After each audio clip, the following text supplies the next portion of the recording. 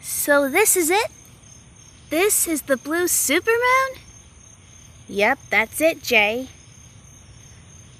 Just looks like the moon to me. It's not even blue. It doesn't really have to be blue to be, you know, a blue moon. What about that Smurf movie? They made it look like it was blue. That was because it was magic.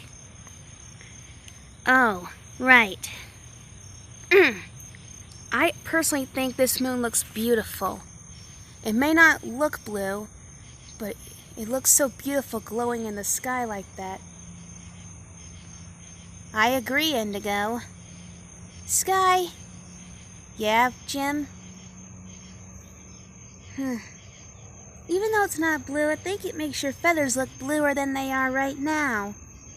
Well, thank you, Jim. I agree.